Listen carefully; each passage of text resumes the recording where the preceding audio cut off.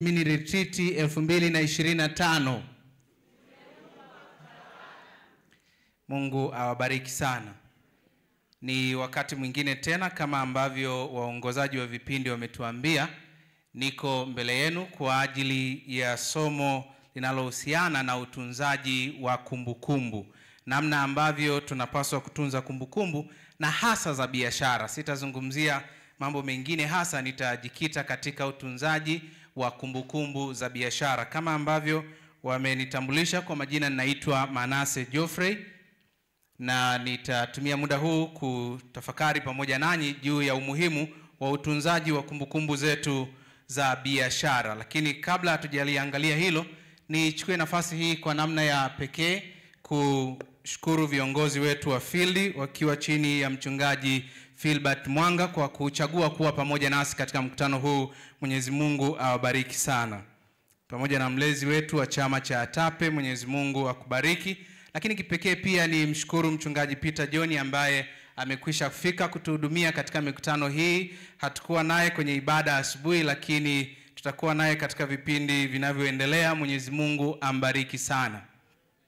Lakini kipekee pia nichukue nafasi hii kuwashukuru wawezeshaji wenzangu ambao tumepata nafasi hii ya kuwahudumia katika mikutano hii. Elda Mgimba, Mwenyezi Mungu ambariki sana, amekwisha kutuhudumia na huenda atakuwa na kipindi kingine. Lakini Elda Manyama Makongo, Mwenyezi Mungu akubariki sana. Ninaamini utaendelea kuwa mbaraka kwenye mkutano hii. Lakini vivyo hivyo Mzee Mturi, Mwenyezi Mungu akubariki sana. Umetubariki. Wangapi mmebarikiwa kwa kipindi kilichopita? Mungu ambariki sana. Lakini mikutano hii inatarajiwa kuendelea kuwa ya baraka tele kwenye maisha yetu. Tunaye Elda John Mafuru, atakuwa na kipindi wakati mwingine. Lakini pia tunaye Daktari Alila, naye atakuwa mbaraka wa pekee katika mikutano hii. Na hivyo kaa katika mkao wa kubarikiwa. Lakini waimbaji ambao wamekuja pia kumtukuza Mungu kwa njia ya uimbaji, Mwenyezi Mungu awabariki. Lakini wote mliofika kwenye mikutano hii, Bwana Yesu awabariki sana. Basi mara baada ya hayo ni waalike tufumbe macho tupate kuomba. Baba yetu na Mungu wetu uliye mwema, asante kwa ajili ya mchana huu wa leo. Umetupatia nafasi, tunahitaji tena kutafakari juu ya utunzaji wa kumbukumbu za biashara ambazo tunazungumza juu ya kuzianzisha ama ambazo tayari tunazo. Tunakualika Bwana ukawe pamoja nasi. Tunaomba haya katika jina la Bwana na Mwokozi wetu Yesu Kristo. Amina. Kama ambavyo kauli mbiu ya mkutano wetu inatuambia tumeumbwa ili kutawala, tutaangalia juu ya utunzaji wa kumbukumbu katika biashara zetu, lakini itakuwa muhimu pia kulitazama hilo katika muktadha wa kauli mbiu ya mkutano wetu. Inaona hii remote haifanyi kazi. Huenda nilazimike kushuka hapa chini ili twende pamoja vizuri.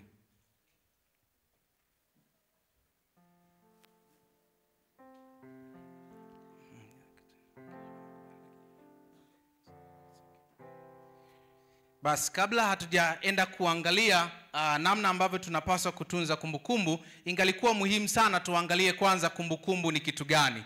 Kumbukumbu, maana ya kumbukumbu, na hasa katika muktadha wa biashara.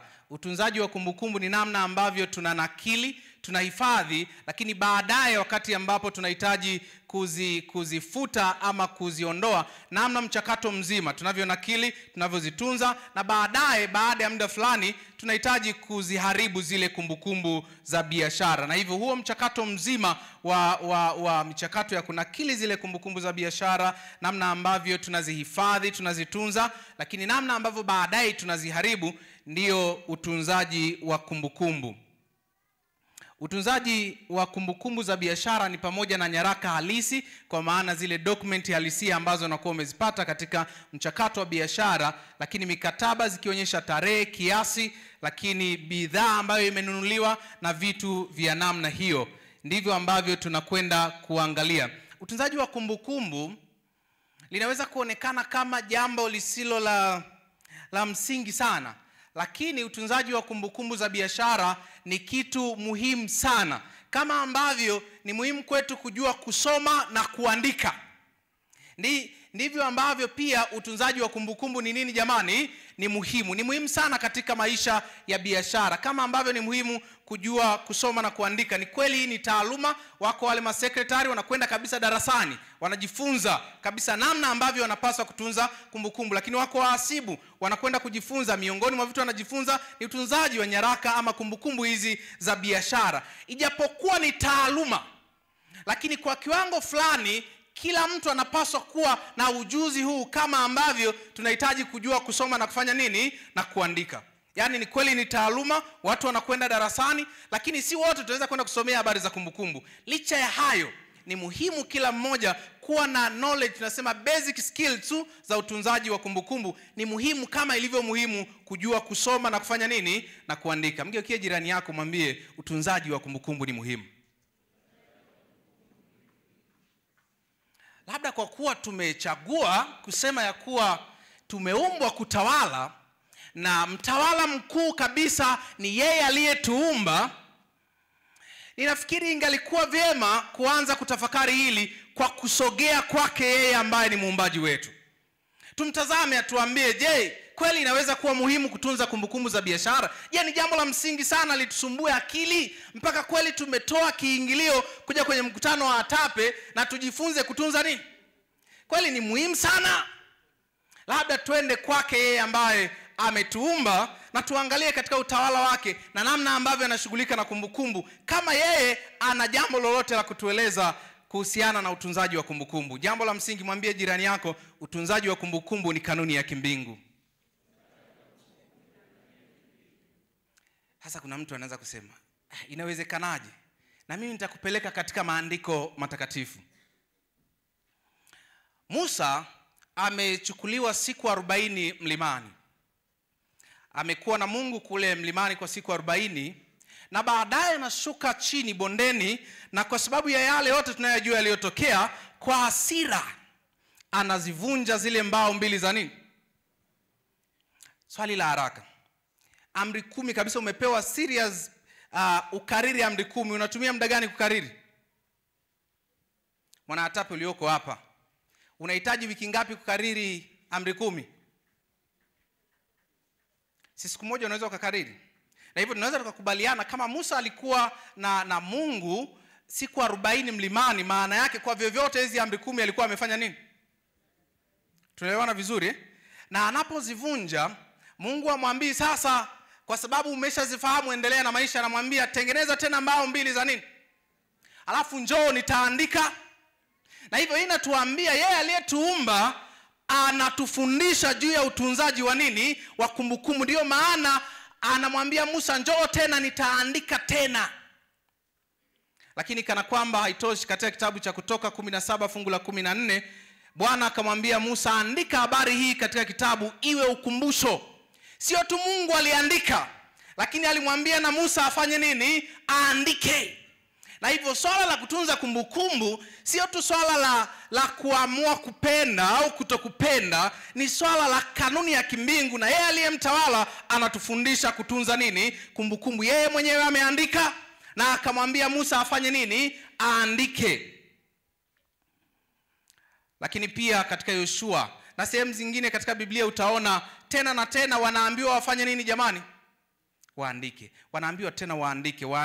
Kwa nini? Kwa sababu Mungu anawataka watunze kumbukumbu. Lakini sio kumbukumbu za maandishi tu. Tunaona katika Yoshua 4 fungu la 3, Mungu anamwambia kisha waamrishe kusema, toaeni mawe 12 hapo katikati ya Yordani, mahali hapo miguu yao makuhani iliposimama imara. Mwende nayo mawe hayo mkaweke nchi kambini hapo mtakapolala usiku huu. Tunaona ya kwamba Mungu licha tu ya kwamba aliwaagiza waandike, lakini walipokuwa wanavuka katika mto Yordani waliagizwa kuchukua yale mawe yawe nini jamani? Kumbukumbu. Hapo mbele utaona waliambiwa wayaweke, na watakapoulizwa waelezee yale ambayo Mungu alifanya nini? Aliwatenda. Na hivyo ni kusema ya kwamba utunzaji wa kumbukumbu ni kanuni ya kimbingu.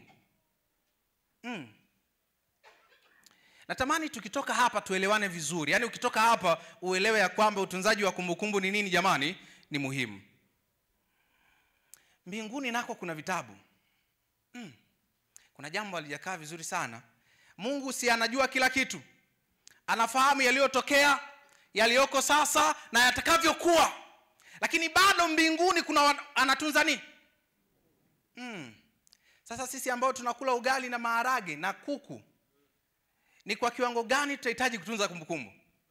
Ikiwa yeye aliye muumbaji, aliye mtawala wetu, anatunza nini? Kumbukumbu. Na hahitaji kukumbushwa, ila anatunza. Kuna vitabu vya kumbukumbu mbinguni. Na hii ni kutuambia kwamba kuna umuhimu wa kutunza nini jamani? Kumbukumbu. Na ni kanuni ya kimbingu. Lakini tumalizie, Biblia tunayosoma leo ni matokeo ya utunzaji wa nini? Yaani zisingetunzwa leo tusingekuwa na nini? Na Biblia. Na hivyo jambo la kwanza mchana wa leo, ondoka ukijua ya kuwa utunzaji wa kumbukumbu ni kanuni ya kimbingu. Sisi ambao tumeumbwa kutawala, aliyemtawala yeye anatunza kumbukumbu, ni kutuambia pia na sisi tunapaswa kutunza nini jamani? Muulize jirani yako, unatunza kumbukumbu ya biashara yako? Mwezi uliopita mauzo yalikuwa kiwango gani? Anatabasamu maana ajui kwa kweli yalikuwa kiwango gani, na wala sio jambo linalomsumbua, na anataka mambo ya biashara yake yaende. Haya, kwa nini ni muhimu kutunza kumbukumbu? Maana inawezekana sawa ni kanuni ya kimbingu, lakini je, kweli ni muhimu sana kutunza kumbukumbu? Ni swali la msingi sana tulijibu mchana wa leo. Jambo la kwanza, ikiwa sisi tumeumbwa kutawala, na hivyo ni kusema ya kuwa sisi ni mawakili, tunatawala kwa niaba yake yeye ambaye ametuumba. Miongoni mwa maelekezo anayotupatia ni kwamba tunapaswa kurudisha zaka na kutoa nini? Sasa swali la haraka, ikiwa utunzi kumbukumbu, unafanyaje determination ya kujua ya kwamba unarudisha zaka kiwango gani na unatoa sadaka kiwango gani? Jani sogea karibu. Maana yake kwa kifupi ni kwamba ikiwa utunzi kumbukumbu, maana yake wewe zaka na sadaka unafanya nini? Makadirio. Maana yake huwezi ukatoa kwa usahihi, kwa sababu zaka ina kiwango chake na sadaka unatoa kulingana na utaratibu ambao unajiwekea kuanzia ile 10%. Utaipataje 10% ikiwa hautunzi nini? Kumbukumbu. Na hivyo ni kusema ya kwamba ikiwa hatutunzi kumbukumbu, hata zaka na sadaka hatuwezi kurudisha. Kwa nini?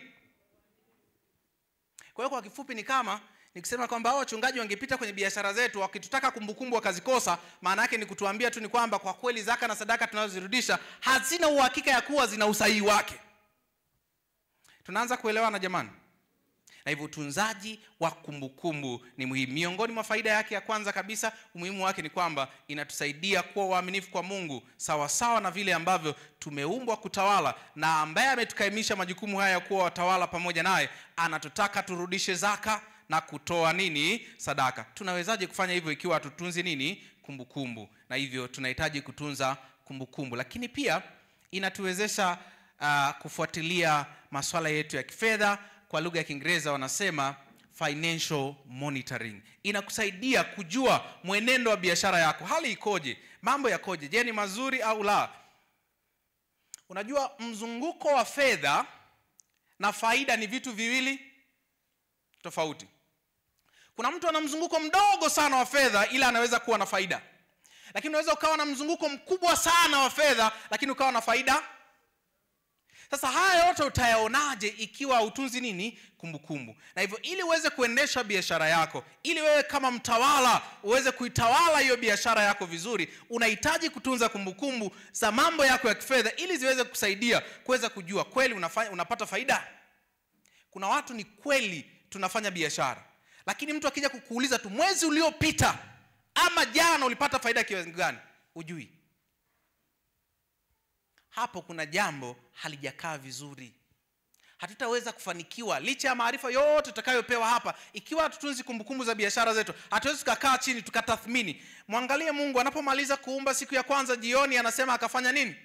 Akatazama, akaangalia, akasema natazama kila kitu ni nini? Ni chema. Tathmini utafanya vipi ikiwa hautunzi kumbukumbu? Na hivyo inatusaidia kufanya ufuatiliaji wa hali yetu ya biashara ambazo tunazifanya, lakini husaidia kufanya maamuzi sahihi. Kwa Kiingereza wanasema informed decisions. Yaani Ikiwa hautunzi kumbukumbu, unafanyaje maamuzi ya kusema sasa nibadilishe bei ama niongeze bidhaa aina fulani? Yaani unajuaje, unafanyaje maamuzi ya biashara yako? Maana yake unafanya maamuzi bila kujua exactly unafanya maamuzi kwa sababu gani. Ili uweze kufanya maamuzi ambayo ni maamuzi yanayotokana na analysis yako ya biashara, maana yake kwanza unahitaji kutunza nini? Kumbukumbu. Na hivyo utunzaji wa kumbukumbu unatusaidia kuweza kufanya maamuzi sahihi, informed decision. Lakini inatusaidia kufanya usimamizi wa mtiririko wa fedha kwa maana ya cash flow management. Ikiwa unatunza kumbukumbu za biashara yako vizuri, inakusaidia kujua ni kipindi gani unapata fedha kwa wingi, ni kwa kipindi gani fedha inakuwa adimu. Ni hapo ndipo unaweza kusema sasa wiki ijayo nitalipa bili ya umeme na maji, alafu wiki inayofuata nitalipa kodi ya biashara, baada ya hapo nitalipa kodi ya pango, baada ya hapo nitafanya hivi. Mtiririko wako wa fedha ule utaweza kuonekana tu, utaweza kukaa chini na kuutambua ikiwa tu unatunza kumbukumbu. Ikiwa hutunzi kumbukumbu, maana yake wewe, yani vyovyote inavyokuwa ndivyo mambo yanavyofanya nini? Yanavyoenda. Ukijisikia leo nitalipa kodi, utalipa, na kesho ukijisikia kufanya hivi utafanya, lakini hujui kama kesho unaweza kufanya nini. Lakini ukiwa unatunza kumbukumbu zako za biashara, unaweza kumanage fedha zako, mtiririko wako wa fedha kwa usahihi. Lakini pia inatusaidia kulipa kodi kwa usahihi. Sisi kama ambao ni Wakristo tunaomjua Mungu, tunawajibika kulipa kodi kwa serikali. Ni wajibu wetu. Wala ukiwa Mkristo haupaswi kukwepa nini jamani? Kodi. Hapa nizungumze kidogo. Yawezekana kwa biashara ambazo tunazifanya ambazo bado hazijawa rasmi sana, unaweza ukafikiri hili ni jambo dogo. Lakini wale ambao mmeshaanza kuingia kwenye mifumo rasmi ya biashara, tutaanza kuelewana vizuri dakika chache zijazo. Utunzaji wa kumbukumbu zako vizuri utakusaidia ulipe kodi iliyo sahihi. Ukifanya mchezo na utunzaji wa kumbukumbu, unaweza kufunga hata biashara. Unaweza kufunga kabisa biashara. Nitatoa mfano. Nilikuja hapa mwaka 2016 Iringa, kwa mwezi wa 3 tarehe 26. Kampuni ambayo nilikuwa nimeajiriwa ilikuwa inafanya environmental analysis. Walikuwa wanafanya environmental risk management na vitu vyote hivyo. Na hivyo biashara ilikuwa inaenda vizuri. Lakini kuna mahali walifanya makosa kidogo kwenye utunzaji wa kumbukumbu, na hivyo walipo file return zao TRA, kuna baadhi ya mapato wakawa hawajaonyesha kama ni mapato yao. Kwa bahati nzuri ndio maana hesabu kidogo zikabalance, pia kuna matumizi pia hawakufanya nini? Hawakuyaonyesha. Lakini mapato yao kwa kipindi hicho yalikuwa kama milioni 300 hivi. Lakini kwa huo uzembe wa kutotunza kumbukumbu vizuri, walipokuja kufanyiwa audit na TRA, audit ikawataka walipe kodi ya milioni 200 plus. Kumbuka nimekuambia mauzo yao ni milioni 100 ngapi? Sijakwambia faida hapo. Hayo ni mauzo. Maana yake ili upate faida ili uchajiwe kodi, unachukua mauzo, unatoa matumizi, ile faida ndio unalipa kodi. Na faida yake ilikuwa ifiki hata milioni 50. Lakini kwa sababu ya kutotunza kumbukumbu vizuri, wakasubmit return ambazo hazikuwa sahihi. Walipokuja kufanyiwa audit, walipaswa kulipa kodi ya sio chini milioni 200. Mwisho wa siku yule mhusika aliamua kuondoka nchini na akaachana na kampuni, mpaka leo hayupo, na hilo deni bado liko TRA, limekaa katika staili hiyo. Hii ni kusema kwamba utunzaji wa kumbukumbu, kwa sababu sisi tunawajibika kulipa kodi na ni wajibu wetu. Tunaelewana vizuri Kama Wakristo ni wajibu wetu kulipa nini? Kodi. Lakini ili ulipe kodi vizuri na kwa usahihi, kodi ambayo ni haki yako kuilipa na ni halali wewe kuilipa, ili iwe sahihi, unahitaji pia kutunza kumbukumbu vizuri. Kwa sababu wao hawezi kuingia kwenye moyo wako kujua ulipata faida kiwango Yaani hamna muujiza wa hivyo. Wao wataangalia kumbukumbu zinasema nini. Na hivyo ikiwa kutunza kumbukumbu vizuri, hakuna namna, wala hata ukiona kama wamekuwa kama mashetani, ukaona kama wanakuonea, hawakuonei, wanafanya iliyo haki yao. Tuko pamoja? Na wewe ndiye uliyefanya uzembe. Wakati fulani tunaweza kuwaona mamlaka ya mapato kama vile hawatutendei haki, lakini sisi ndio tulishindwa kufanya nini? Wajibu wetu. Na hivyo ni muhimu kutunza kumbukumbu, na hii inatusaidia pia kulipa kodi. Kwa nini? Kwa sahihi. Ukifanya uzembe inaweza kuingiza kwenye matatizo, kwa sababu kodi utalipa kulingana na faida. Na ili wao waone faida, wataangalia mapato yako, waondoe nini? Matumizi. Matumizi wao hawawezi kuyachukua kutoka mbinguni. Tuko pamoja? Wataangalia risiti zako. Watataka waone risiti yako yenye TIN namba ya nini? Ya biashara yako. Huna risiti na wewe unasema kweli nimenunua. Ni kweli umenunua, sawa. Sasa yeye anathibitisha vipi kwamba umenunua? Yaani anathibitisha vipi kwamba wewe mishahara yako ya wafanyakazi ni milioni 10 kwa mwezi, ikiwa hamna kumbukumbu zinazoonyesha kweli hao watu walilipwa na mikataba ipo? Kwa unaposhindwa kufanya hivyo, unaweza kupata hasara kubwa sana. Ikiwa hautunzi kumbukumbu vizuri, unaweza kujiingiza kwenye kupata hasara wewe mwenyewe, lakini pia kwenye upande wa kodi na mamlaka zingine pia. Kuna mamlaka ambazo zinahitaji utunze kumbukumbu kwa angalau miaka 5, kuna wengine wanataka miaka 10. Yote hayo ni mambo ambayo pia yako kisheria, kwa unahitaji kutunza hizi kumbukumbu. Ukishindwa kufanya hivyo, unaweza kuingia kwenye changamoto. Lakini pia utunzaji wa kumbukumbu zako vizuri inaweza kusaidia uweze kupata mikopo au msaada. Wakati fulani wako watu wanatoa grants, yani wanatoa msaada, wanakupa fedha ili ufanye jambo fulani, na wala hawatakudai. Lakini hawezi tu kuamua kumpa mtu from nowhere, yani akishuka tu watataka kweli huyu mtu kweli anastahili kupewa huu msaada. Ni kweli tunahitaji kumpa huu mkopo, benki wanataka kukupa mkopo, lazima waangalie kweli unakopesheka. Nini kitaamua? Sio maneno.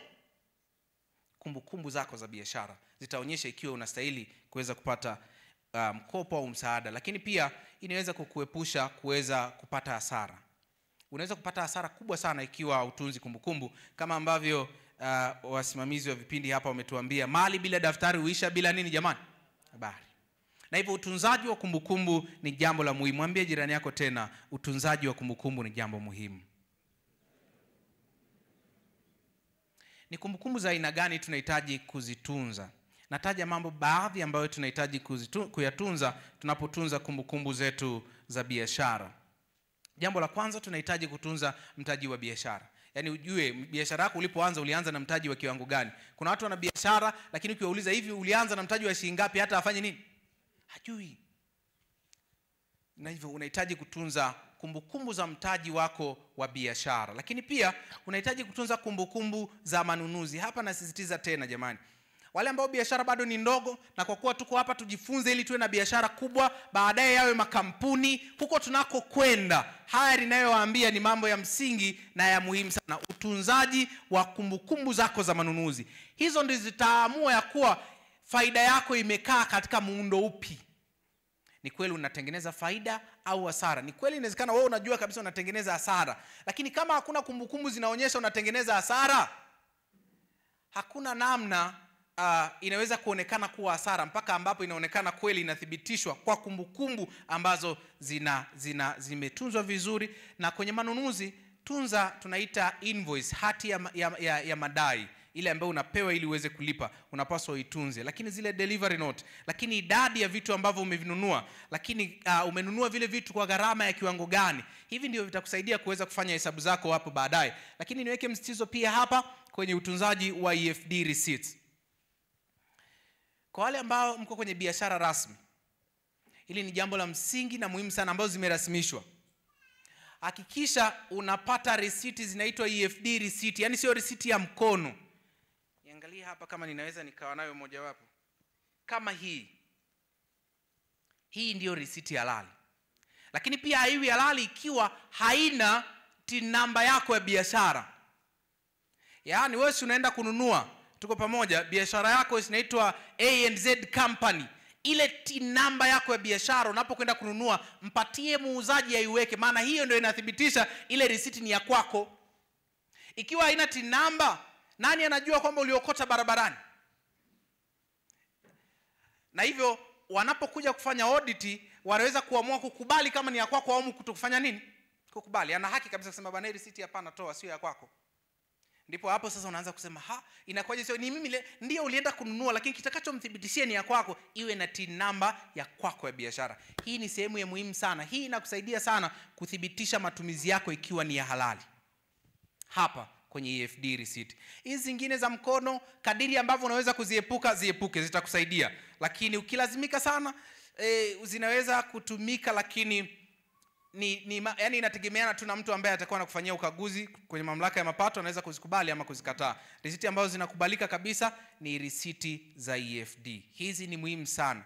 Lakini hata kama ikiwa wewe biashara yako bado sio rasmi, bado ni muhimu kuchukua hizi risiti kwa faida yako wewe mwenyewe, kutunza kumbukumbu zako wakati unajifunza kuendelea kuelekea kwenye biashara jamani, rasmi. Kwa sababu tunaamini tuko hapa tujifunze, hatutegemei kwamba utauza nyanya siku zote tu hivyo siku zote. Tunategemea kwamba baada ya muda na wewe pia utakuwa na biashara iliyo rasmi. Ndio maana tumeleta hapa wakufunzi watufundishe, tutoke mahali tulipo twende kwenye biashara kubwa za viwango.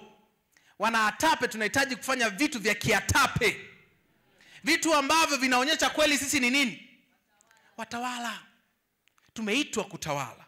Na hivyo utunzaji wa kumbukumbu za manunuzi ni muhimu sana. Tunza hizi nyaraka vizuri, zitakusaidia. Lakini kumbukumbu za mauzo yako pia, hizi zinakusaidia wewe mwenyewe kujua umeuza kiwango gani. Ni muhimu sana. Lakini pia kwa upande wa kodi ni nyaraka muhimu sana. Yaani ikiwa mauzo yako ni, labda nirudi kidogo hata hapa kwenye manunuzi ili tuelewane vizuri. Tuashumu kwamba wewe una biashara yako, tuko pamoja, alafu ulinunua bidhaa za shilingi milioni 1. Tuko pamoja? Alafu kasahau kuziweka kwenye matumizi yako. Tunaelewana vizuri? Si maana yake ni kama faida kwa upande wa TRA. Kwa sababu faida yako itaonekana kubwa. Tuko pamoja? Lakini akija wakati wa audit, bado pia atakuchaji tena mara ya pili. Unajua kwa sababu gani? Atakwambia kwamba ikiwa wewe unaweza kutumia milioni 1, alafu usijue kwamba umetumia milioni, maana yake wewe una hela nyingi sana ambazo wewe unaficha, utuambii. Si kama tunaelewa vizuri. Na ukiangalia ni logic ya msingi kabisa. Yaani kama unaweza kutumia milioni 1 na haujui kwamba umetumia milioni 1, maana yake ni halisia kwamba Mzee Manyama, wewe una hela nyingi sana ambazo huwa uziweki wazi tunapoweka mahesabu mezani. Na hivyo ijapokuwa imetuongezea faida kule, na hapa pia hii milioni 1 ambayo hujaiweka tunarudisha tena kama mapato kwa mara ya pili, ili ya kwamba tuichaji tena nini? Kodi. Na hivyo nasisitiza tena kwa mara nyingine, ni muhimu sana kutunza kumbukumbu zetu za nini jamani? Za manunuzi. Lakini pia kumbukumbu za mauzo. Wakati fulani wafanyabiashara huwa wanaamua kuchagua kwamba kuna baadhi ya mauzo wanatoa risiti hizi. Sio maana unafika mahali kwambia hujawahi kufika, wanakuambia tukikupa risiti na kuuzia 10,000 bila risiti 8,000. Unajua ni kwa nini? Kwa sababu wanakwepa kulipa nini? Sasa Wakristo hatupaswi kuwa hivyo. Tunapaswa kufanya biashara zetu katika hali iliyo nini jamani? Iliyo sahihi. Umeuza, tunapaswa kutoa risiti zile. Na hivyo ni kusema ya kwamba kwanza unakuwa mkweli kwako wewe mwenyewe, unakuwa mkweli mbele za Mungu, lakini unakuwa mkweli mbele za serikali. Na hivyo ndivyo ambavyo tunapaswa kufanya biashara zetu. Na hivyo unapouza unapaswa kutoa risiti ama invoice, na kutunza pia zile kumbukumbu zako vizuri. Kwa sababu ikiwa hizi risiti unavozitoa zinakwenda taarifa zake kwenye mamlaka ya mapato.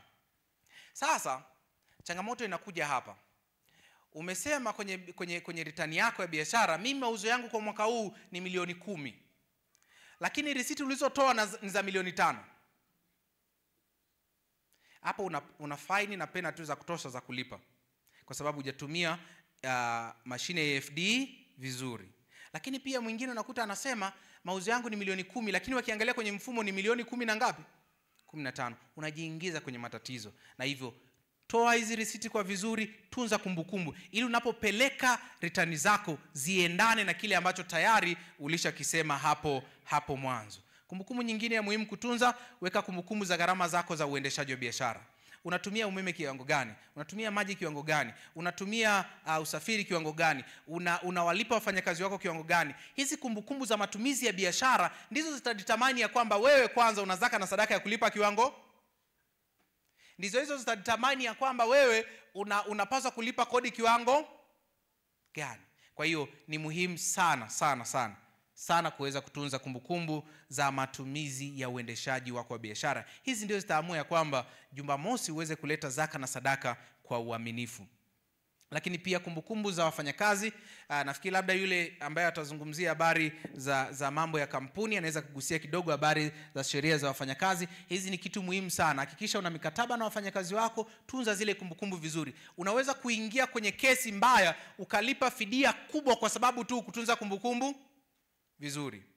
Yaani kutunza kumbukumbu zako za mikataba vizuri, kesho mtu anaenda mahakamani, anakushtaki na kwa kweli hauna kumbukumbu, unaishia kulipa fidia ambazo ukupaswa kufanya nini? Kulipa. Na hivyo ni muhimu sana kutunza kumbukumbu za wafanyakazi wako vizuri. Mmekubaliana kulipana kiwango gani? Mnavyolipana uwepo uthibitisho. Sio kesho akienda kuambia ukumlipa, huna uthibitisho wa kusema ulifanya nini? Ulimlipa. Tunza kumbukumbu zako za biashara vizuri na za wafanyakazi wako vizuri. Lakini kumbukumbu za miamala ya kifedha kwa maana ya bank statement ama M-Pesa statement ni muhimu sana kuvitunza hivi vitu. Maana hivi ndivyo ambavyo hata wakaguzi wakija hata makanisani huwa wanafanya nini? Wanaviomba ili kujua kweli ya kwamba ile miamala yetu imefanyika na kurekodiwa kwa usahihi. Na hivyo tunza hizi kumbukumbu vizuri. Lakini kumbukumbu za mali za kudumu, fixed asset, umenunua ardhi, umenunua furniture, umenunua viti, meza kwenye biashara yako, umenunua kompyuta, tunza zile kumbukumbu. Hicho kitu ulikinunua lini, kwa gharama ya kiwango gani, ulikinunua kwa nani, na risiti yake iko wapi? Nina mteja mmoja ninafanya naye kazi, ni mama, ni mzungu. Kati ya watu niliwanyoshia mikono utunzaji wa kumbukumbu ni huyu mama. Yaani mnaenda kwenye audit, ukimwambia naomba risiti ya tarehe fulani ya kitu fulani, akiingia ndani, akitoka nje amekuletea invoice na kila kitu na malipo na namna alivyofanya. Njoo sasa kwetu za Kiafrika. Amenunua mwezi uliopita. Mwambie sasa, ni kweli ulinunua hivi? Naomba hebu nitumie hiyo invoice tuhakikishe. Hivi sijui hata niliweka wapi. Ni mwezi uliopita. Lakini hapa yuko mtu ni ya miaka 2-3 nyuma, unamwambia naomba risiti ilikuwa ya mtu fulani, ulimlipa tarehe fulani, akiingia ndani akitoka. Paka unajiuliza huyu mama anakuambia najua supplier wangu, ninajua ni yuko kwenye faili gani, akifungua faili, akifanya ya kwanza ya pili amekuletea risiti kama ilivyo. Ikifika hapo hata TRA wakija kuaudit, mambo yanaenda vizuri, amna longolongo. Lakini ukishindwa kufanya hivyo vizuri, mwisho wa siku ndipo sasa mambo yanaanza kufanya nini? Kuharibika. Na hivyo tunza kumbukumbu za mali zako za kudumu. Yaani umenunua gari ya kampuni, hujui ilinunuliwa lini, ilinunuliwa kwa kiwango gani, ukiulizwa hujui. Kuna mmoja huyu akanunua kitu ni mali ya kudumu, kwenye kumbukumbu zake za biashara haipo. Tunapoenda kwenye audit officer anakuuliza wa TRA, anakuambia sasa hivi mwaka huu mlinunua asset yote? Sema kwa kweli, angalia vitabu, nasema hapana. Sema okay, lakini nikiangalia kwenye mfumo wa TRA mwezi wa 8 tarehe 29 kuna milioni 15 ililipwa 1 2 3. Au ushaingia pabaya.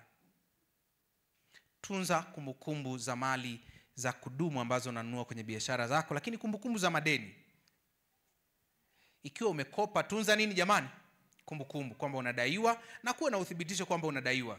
Unajua kuna saa mtu anaenda TRA anasema kwa kweli nilikopa ama nilikopesha kampuni kiwango fulani, akiambiwa hebu tupatie mkataba wa huo mkopo. Hamna mkataba. Uliutoa kwa makubaliano gani? Hakuna. Riba yake imekaaje? Hakuna. Sasa akifika mkaguzi wa TRA hapa anakuambia hii ni hela tu unaificha hapa, anarudisha kwenye mapato, anaichaji mapato 30%, kodi unalipa, basi mambo mengine yanaendelea. Na hivyo utunzaji wa madeni haya maana yake lazima uweze kuthibitisha kwamba kweli ulikopa. Tuone namna hiyo hela ilivyoingia kwenye nini? Kwenye biashara. Tuone mlikubaliana mtalipanaje. Tuone mlikubaliana riba ni kiwango gani. Vinapokosekana hivyo, tunashindwa kuamini kama kweli kuna deni hapa ama ni fedha zimefanya nini? Zimefichwa. Na hivyo ikiwa kuna madeni, mtu alikukopesha, ionekane namna alivyokukopesha, mlikubalianaje, yani madeni yenu hayo mmekubalianaje, mnalipanaje, riba zikoje, lazima ziwepo, vionekane vizuri, viwe na nyaraka zinazoweza kuonyesha hayo mambo yalivyokaa. Lakini mikataba mbalimbali ambayo mnahitaji kuwa nayo, basi iwepo kwenye kumbukumbu zako. Tumeona umuhimu wa kutunza kumbukumbu, lakini aina ya nyaraka ambazo tunahitaji kuwa nazo, lakini pia tuangalie njia nzuri za kutunza nini jamani? Kumbukumbu. Tunatunzaje kumbukumbu zetu? Njia ya kwanza kabisa ni ile tumeiangalia kwenye kanuni ya kimbingu, ni kufanya nini jamani? Ni kuandika. Yaani njia ya kwanza ya kutunza kumbukumbu ni kufanya nini? Ni kuandika. Sasa inaweza kuwa kwenye daftari, yaani hata kama unauza nyanya, kwa mtu anasema mimi nauza tu nyanya, hata hizo nyanya, yaani hata unauza maandazi, weka ulinunua unga kwa kiwango gani, ulinunua mafuta kiwango gani, ukatengeneza mandazi kiasi gani, ukayauza kwa shilingi ngapi, na mwisho tuone faida yako kiwango gani. Alafu Roho Mtakatifu akukumbushe kutoa zaka na sadaka kwa uaminifu, na baadaye ikiwa kuna kodi ya kulipa, lipa kwa uaminifu, nenda kasomeshe watoto, kuza biashara yako. Lakini ikiwa utunzi, yaani maana yake wewe haujui unakotoka, hujui unako kwenda, upate faida, upate hasara. Kuna mmoja huyu, yani yeye tu ili mradi kuna mzunguko wa nini? Yani ili mradi kuna ile inatoka na kuna ile inafanya nini? Yeye amani moyoni. Hatutaenda, hatutafika. Ni kweli inawezekana kuna ile inatoka na inaingia na mzunguko unaonekana pale, lakini inawezekana biashara unayofanya haina faida, ama faida yake ni ndogo sana, ambaye ingekufanya utafakari, uangalie kwamba hapa naweza kufanya nini ili kuweza kuboresha biashara yangu. Na hivyo andika. Inaweza ikawa ni kuandika kwa wale ambao biashara zetu bado ni ndogo, andika kwenye daftari. Lakini kwa wale ambao biashara zimeanza kukaa vizuri, tuna mifumo ya kompyuta, tunza data kwenye kompyuta. Tunza, zitakusaidia. Tunza data zako vizuri, tunza vizuri.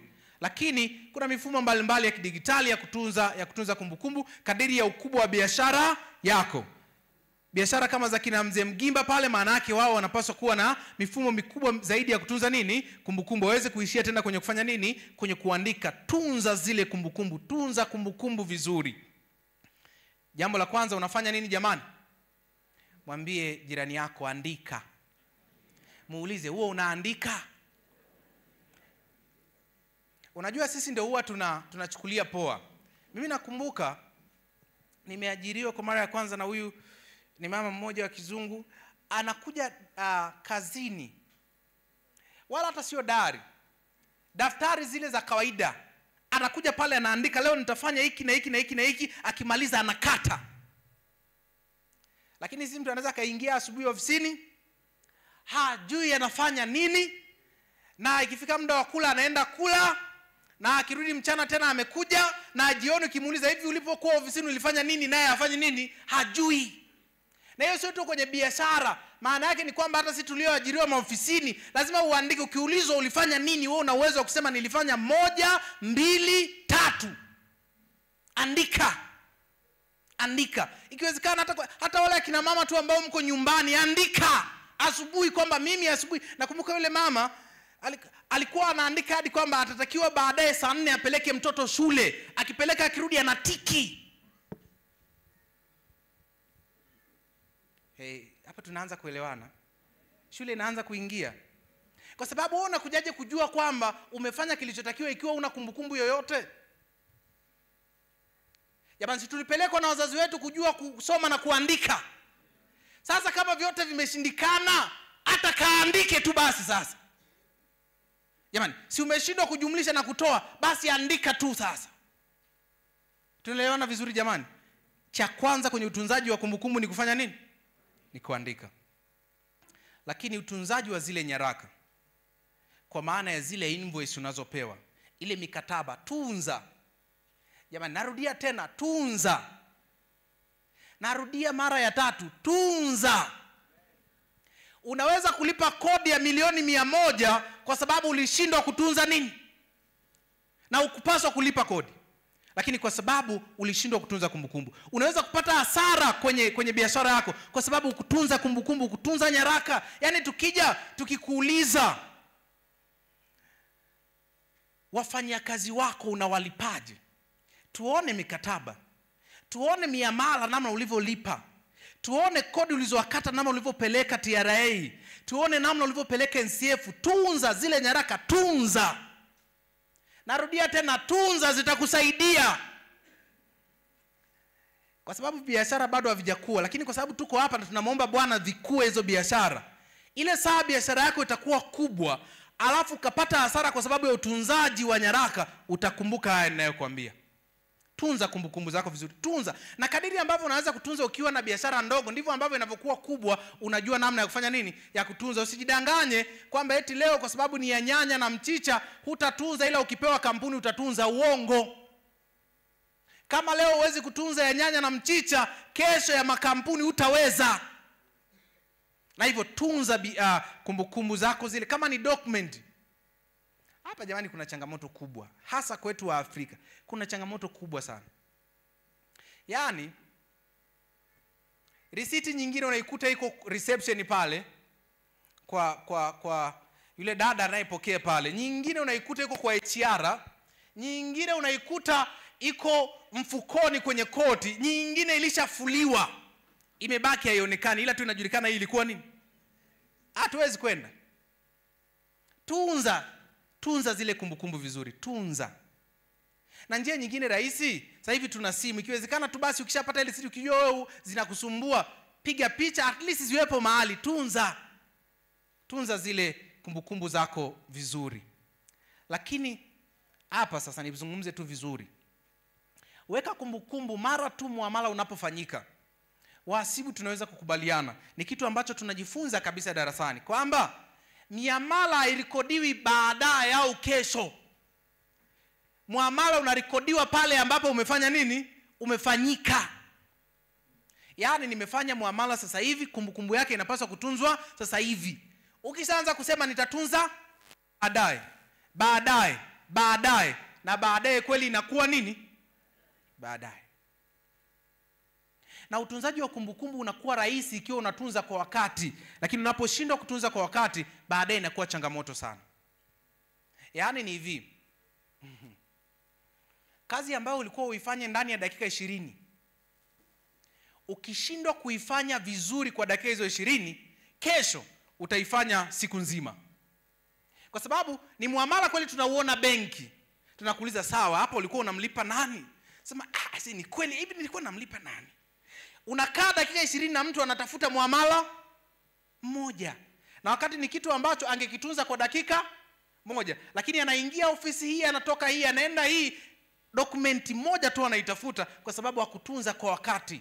Miamala ya kifedha hata darasani tunafundishwa unatunza ule muamala, unaurekodi pale ambapo umefanya nini? Umefanyika. Yaani pale ambapo umefanya muamala, kama ni invoice umenunua. Yaani kuna mwingine anasema nimechukua mzigo bado sijalipa kwa hiyo si rekodi.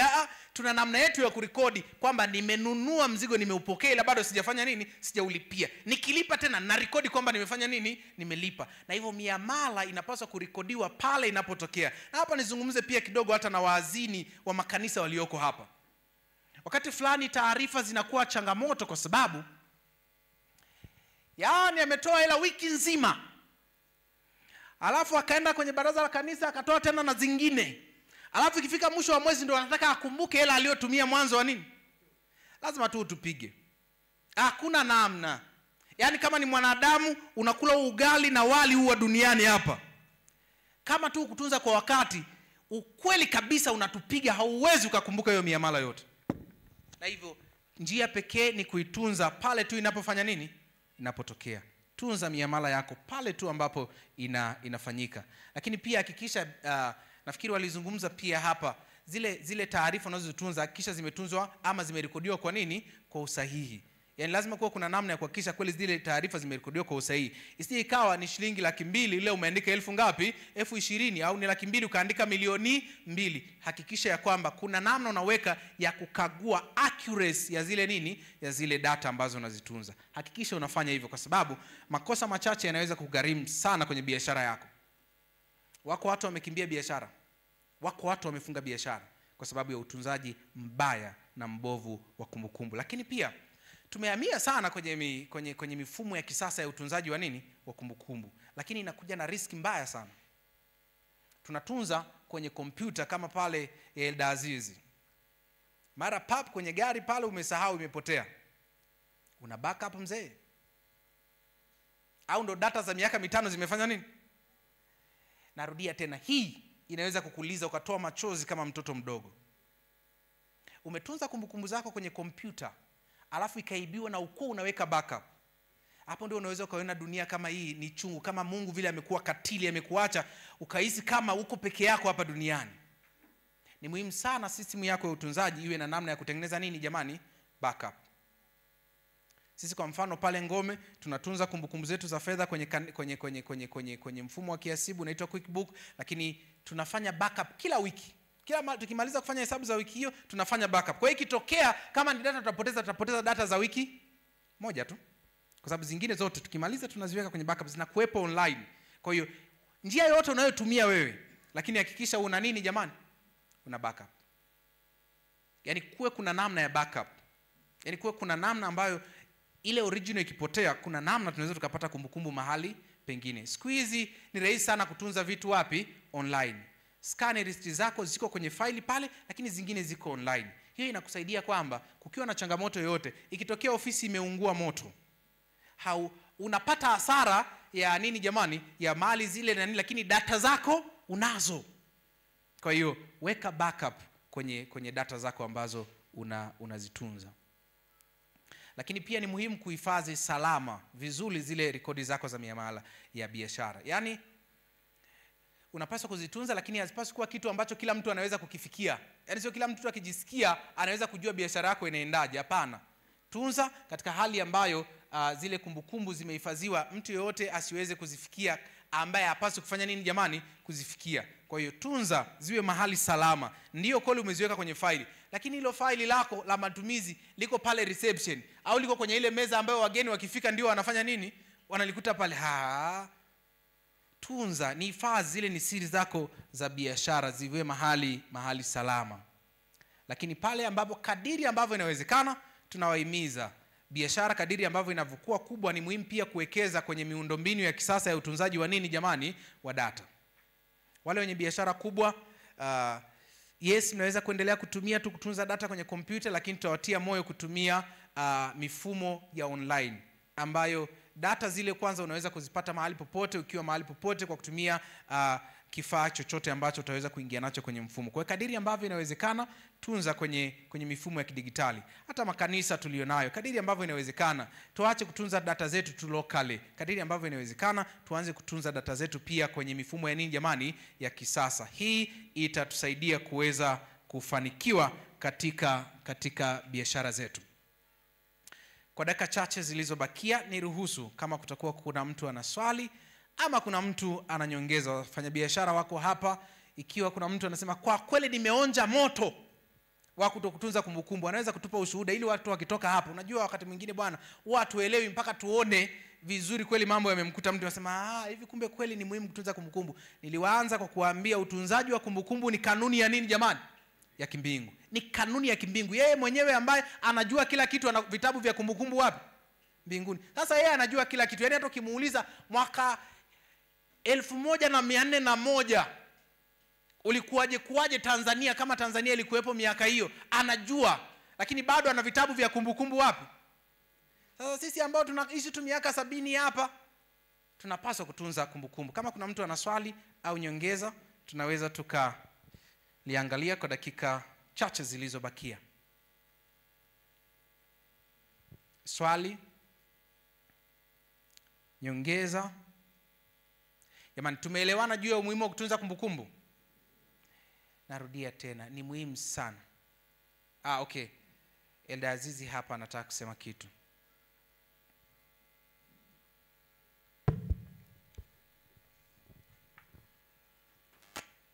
Jamani, Bwana asifiwe. Kwa kweli katika sekta ya utunzaji wa kumbukumbu, mimi nimewahi kuingia hasara.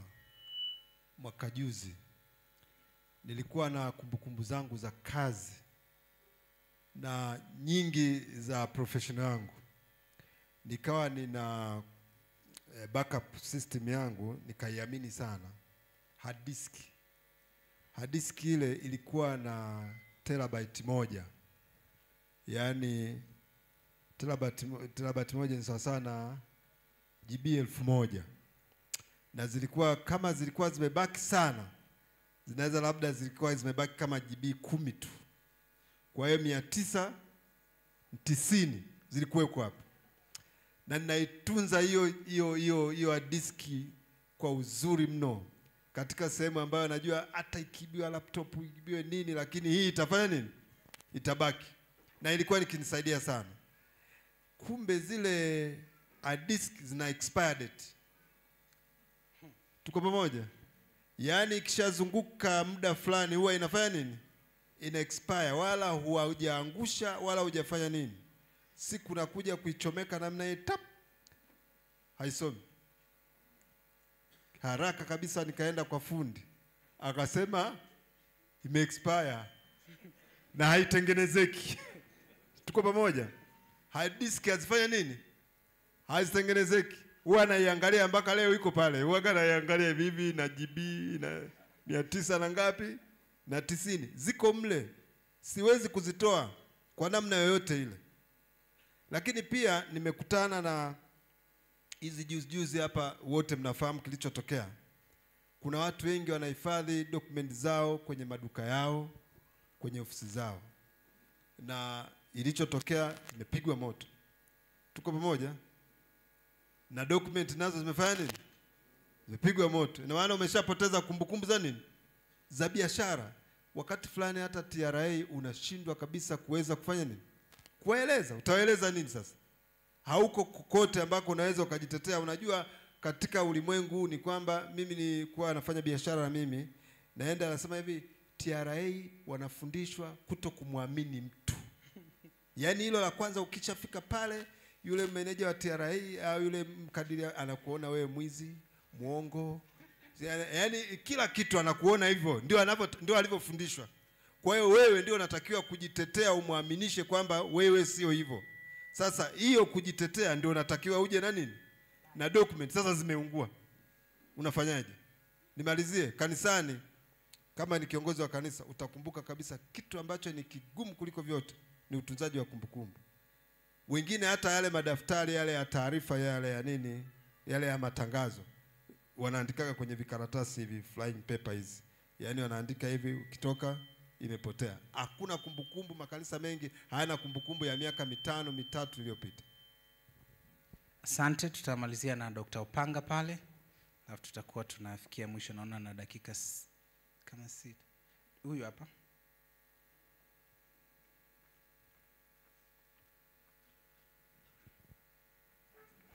Yaani alichokisema ile Azizi hapo na mimi kimenitokea juzi, sijui hicho cha hard disk hizo. Sema ya kwangu nilikuwa haina shida kwa sababu tayari kwa na backup nyingine. Yaani kuna ule mtindo ule wa kuhamisha, unatoa disk hii unapeleka nyingine, lakini umenikumbusha kumbe zina expire. Nilikuwa sijui hiyo. Nitajitahidi tena.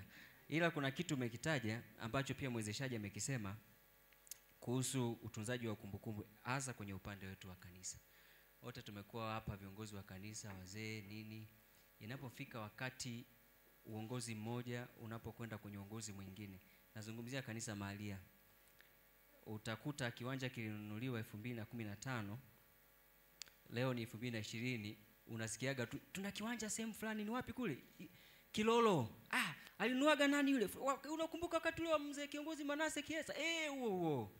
Sasa ile ni changamoto sana. Nadhani kuna hatari ya kanisa kupoteza mali nyingi sana. Watu binafsi tunaweza tusiwe kama hivi, tunaweza tusiwe sio sana. Unajua kwa mtu binafsi sio sana vile, labda itokee kwa sababu ya huo utaalamu wa kutunza. Lakini kwa kanisa hii imekuwa ni hata ukijaribu kukagua viwanja vingi au mali nyingi za kanisa ni hatari. Yaani utakuta tutashikana hapa nini wanasema ile kwamba sasa fulani amefanya nini. Kwa nadhani kuna namna Manase ya kufanya kama wanatapi wanaweza wakafanya ili tuokoe mali za kanisa. Ziko hatarini sana kupotea na ni nyingi. Hapo nazungumzia uzoefu wa makanisa kama 6. Mengine yamepoteza kabisa vile viwanja, yamepoteza kitu ambacho kanisa hawezi kupoteza ni nyumba. Unajua nyumba especially za wachungaji zile hazipoteagi. Ile pale kwa mchungaji. Lakini hivi viwanja sijui, nadhani ni muhimu sana kureview tena namna ambavyo tunatunza zile mimi niko sana sana kwa kanisa. Yaani utashangaa tu ameingia huyu kiongozi, tena mwingine anasema unajua hii mali ilikuwa gepo hapa, hii sasa tunafanyaje? Hakuna. Hakuna. Lakini pia kuna namna ya kurasimisha zile mali kuwa za kanisa. Hiyo pia ni changamoto ya pili. Kitu kama labda kama kutakuwepo na utaratibu wa, sijajua ume review hapo utaratibu wa kisheria, nadhani kwa yule atakaye kuja kufanya sheria za makampuni atusaidie namna ambavyo tunaweza tukaandika, kwa sababu kwa mfano juzi hapo katikati, sisemi ni wapi, kuna kanisa lilinunua kiwanja mahali fulani hapo. Sasa limenunua kiwanja, wanaanza kujiuliza, sisi tulikuwa tu watu tunapita namna hiyo tunasali hivyo tu, tulikuwa tuna mambo mengi, alafu wanajiuliza hivi tuandike kwa jina la nani? Mmoja akasuggest, mzee wa kanisa, andika mzee wa kanisa, wewe ndio sasa tunakuona msomi hapa, andika jina lako hapo. Ni kweli kabisa, wewe unaweza kuwa unaifahamu, lakini sasa mwingine akaja pale akasema kuna board of trustees. Mwingine wewe board of trustees wa nini? Hili kanisa la kwetu. Sasa nadhani kuna hatari hiyo, nadhani pia ni kumbukumbu na ni muhimu sana, ni muhimu. Nashukuru. Asante. Nafikiri niongezee kwenye hilo la mwisho, au kama Pastor Semba atataka kuweka vizuri hilo. Nyaraka zetu za viwanja hazisainiwi aidha na mzee wa kanisa wala mchungaji. Zile hati za viwanja zinasainiwa union, ndipo mahali ambapo zinapelekwa, na hivyo ni muhimu sana tunapofuatilia zile hati kuhakikisha kwamba hizo taratibu zinafuatwa. Majengo yetu na viwanja vyetu vyote kama ambavyo amesema aliyetoa kuzungumza ni kwamba viko chini ya board of trustees. Sio kitu ambacho tunakifanya sisi wala kanisa mahalia ama mchungaji wa mtaa. Labda Pastor Semba kama unataka kuongezea vizuri hapo. Ni kweli kwamba chochote ambacho kinanunuliwa kwa jina la Seventh-day Adventist Church, kisheria wanaomiliki ni board of trustees, wamiliki katika sheria ya Jamhuri ya Muungano wa Tanzania kwa kanisa hili ambalo limesajiliwa.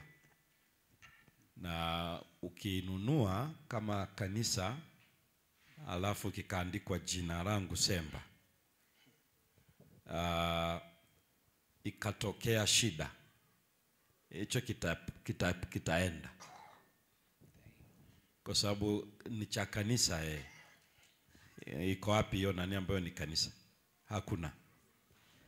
Na kwa sababu hiyo ndio maana viongozi pia wako hapa, wachungaji tuko hapa, tunaendelea kuelimisha ya kwamba wanaweza wakafanya hivyo kwa kufahamu viongozi wa kanisa mahalia, lakini tunaendelea kuelimisha inapokuja kununua kitu chochote kwa jina la kanisa. Dhamana ipo katika sheria ya Jamhuri ya Muungano wa Tanzania inayosimamia mali za kanisa hili, na hili ifanye kazi ni pale inapoitwa board of trustees. Kama hiyo hakuna, sio tena ya kanisa hili. Kwa hiyo ni ikiamua kufanyika hivi tuko vyovyote hivyo, basi sasa ndio maana mchakato wa kununua kitokea iende kwenye vikao, na bado ikishafika hapo wachungaji wanafahamu, wana maelekezo, na yupo anayehusika kwenye jimbo letu ambaye ni estate manager, mpaka ifikie iwe na uhusika huo kisheria. Kwa hivyo ndio maana inapoingia kwenye kanisa, baraza la kanisa, tunataka kununua kitu fulani, basi utaratibu tayari unarudi mezani. Na ni kweli kwenye swala hilo watu wa Mungu walikuwa wanafanya hivyo kwa nia nzuri kabisa. Walichopungukiwa ilikuwa ni maarifa, wafanyeje kwa nchi yetu ili kiwe cha kanisa. Kwa hiyo wao walijua tukishafanya hivi ni cha kanisa, mpaka hata kile ambacho mwingine anatoa ni mzee ametoa kwa kanisa, alafu akasema alitoa mwenyewe, alafu kesho aliyetoa mwenyewe akafa. Watoto wakasema hii sisi hatujui. Baadaye sasa inapofika kwenye issue hiyo, sheria inaletwa mezani. Ikishaletwa sheria inatambua nyaraka, ikifika hapo kinayeyuka. Mnakiona hivi kinaenda. Una watapata laana, watapata laana. Maana baba yao alitoa Unasema sasa Mungu naye anasema sasa mimi nalaaniji, maana hata ninyi wenyewe ndio mmefuruhusiwa. Kuna saa wewe unatukana, huyu anapiga kofi, alafu nataka aliyepiga kofi ndio apate laana, wakati na mimi naye nilitukana. Kwa hiyo wote ni wahanga. Akiamua kupiga makofi Baba wa mbinguni atapiga wote. Sasa ni yupi mwenye sifa hapa ya kupiganua upande wa Bwana? Kwa hiyo ndio vitu vya namna hiyo, lakini iko namna hiyo, na ni pamoja mpaka na mipaka ambayo tunaangaliaga tu, wana watu wanaingia tu, wengine ni waumini, wamekuwa viongozi, lima tu mpaka hapa, maana kanisa tu kuliko majani yaingie. Analima kisha paka mtoto naye anakuja analima, mjukuu naye anakuja analima, alafu anasogeza mawe anapanda katani. Hapo sasa baadaye amekuja mchungaji mwingine, jamani tuweke mipaka ya kanisa. Baadaye kuna mshiriki anasema ilikuwa inafika mpaka hapa. Na anasema hamna, mimi nimekuwa nalima hapa tangu babu. Sasa ukisogeza wamekushikilia mshahara. Serikali nayo inaingilia kati. Sasa hivyo ndio vitu ambavyo issue ya kumbukumbu unaiona inavyoingilia pale. Kwa hiyo kwa waumini tunatumia nafasi hii pia kueleza, tukiwa kwa wajumbe kwenye hivyo vikao ama washiriki, tukumbushe tu ya kwamba tuna zamu ya kufanya hivyo, maana ni vya Bwana, na mwangalizi wa vitu vya Bwana ni mimi mshiriki niliyoko pale. Mpaka kuna maeneo mengine mpaka washiriki wamejenga nyumba kwenye maeneo ya kanisa. Iringa hii ndio vitu vya namna hiyo. Amejenga mtu wa Mungu, mcha Mungu, mpaka amesogeza ni kama Mlawi sasa, naye anaangalia sanduku la agano. Asante Pasa, Mungu akubariki sana. Jamani, ninawasihi tokea sasa tukatunze kumbukumbu za biashara zetu, kumbukumbu za kanisa. Okay, karibu. Nafikiri alipokuwa anazungumza mchungaji Semba, nimekumbuka kitu kimoja. Ukinunua mali ya kanisa, ninyi kama washiriki, ili mlisikie kwa makini, maana li kwenye moto wake. Sasa mmenunua kiwanja ama shamba na mkaandika jina la kanisa, ukasema tu Gangilonga SDA Church, bado hicho kiwanja kina shida, ni mpaka kiandikwe the registered trustees of Seventh Day Adventist Church in Tanzania. Lakini siku mnataka kuuza, hamruhusiwi kuuza. Yaani mashauri yenu imepitisha kuuza, ni mpaka ije field kwa level ya hapa, kiende union. Ilo pigia mstari kabisa.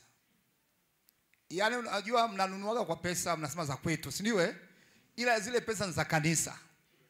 Maana wakati mnachanga, hamkuchanga kwa mwavuli wa Roman Catholic. Mlichanga kwa mwavuli wa nini? SDA. Na SDA sio wewe. Sawa? SDA ni jumuiya kubwa kabisa ambayo imesajiliwa na serikali. Kwa hiyo uwezo ukatoka barabarani ukatukana, mimi msabato na watukana nyinyi serikali, utakamatwa wewe, unaadhibiwa, maana kuna msemaji wa kanisa. Si umeelewa mpaka hapo? Kwa hiyo naomba ili mliweke sawa. Mnaporudi makanisani, elimisheni makanisa. Chochote mtakachotaka kukiuza kilichoitwa kwa mali ya kanisa ambacho kimeandikishwa, lazima ziende wapi? Jimboni kwanza. Ili kanisa letu tunataka kulibomoa, tunataka kuliuza, maana tumepata eneo kubwa kabisa. Lazima mashauri yaende wapi? Field. Alafu ndipo watajua procedure nyingine za kupeleka huko juu. Bwana asifiwe. Jambo lingine, ndani ya kanisa na watu watatu. Watu wangapi? Wa kwanza ni karani wa kanisa, wa pili shemasi mkuu, wa tatu mwazini wa kanisa. Hawa watatu ndio wanaotunza mali za Bwana. Mmiliki wa mali za Bwana ni mwazini. Mtunzaji wa mali za Bwana ni shemasi. Mtunza kumbukumbu mkuu ni nani? Karani. Kwa hiyo hao watatu wakifuata utaratibu wa kanisa na miongozo yake, zile mali haziwezi kupotea. Maana wakati unatoa fedha tununue kiwanja, mwazini alitoa pesa na akapewa na risiti, akatunza hiyo document. Karani akarekodi kwa minute ya kwamba tukubaliana leo tununue tarehe fulani na tarehe hii. Alafu yule shemasi analeja buku ile, anaorodhesha mali za Bwana zote. Kwa hiyo mkaguzi anapokuja kukagua fedha, anapaswa akague na mali za kanisa, akague pia karani wa kanisa, minute zao andika hivyo vitu. Kwa hiyo upotevu wa mali za kanisa ni kwa uzembe tu. Ila kanisa lina mfumo rasmi ambao unatunza mali za nani? Za Bwana. Asante mchungaji, Mungu akubariki. Na dakika zangu zimekwisha. Mwenyezi Mungu awabariki. Twendeni tukayaweke katika vitendo yale ambayo tumejifunza. Tuombe. Baba yetu na Mungu wetu, asante kwa kutuumba ili kuwa watawala. Katika saa hii tumejifunza juu ya umuhimu wa utunzaji wa kumbukumbu, na tumegundua wewe mwenyewe ni mtunzaji mzuri wa kumbukumbu. Tunaomba tusaidie sisi watoto wako pia, tukatunze kumbukumbu za mambo ya maisha yetu, ya biashara zetu, lakini kumbukumbu ndani ya kanisa kwa ajili ya utukufu wa jina lako. Tunaomba haya katika jina la Bwana na Mwokozi wetu Yesu Kristo. Amina. Mwenyezi Mungu awabariki sana.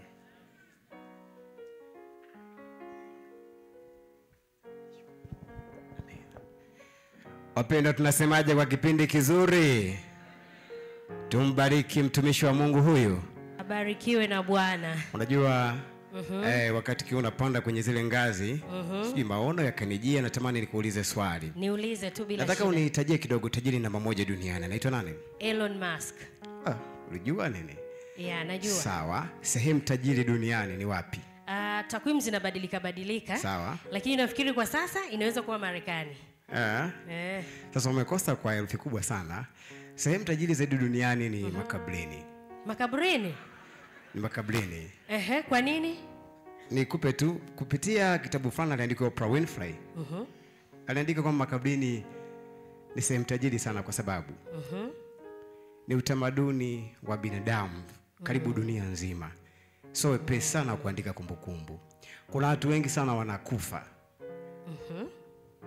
Bank statement mke hajui, watoto hawajui, ana nyumba nyingi amepangisha huko, anakufa zinabaki tu huko, hakuna mwenye taarifa na hakuandika mahala popote pale.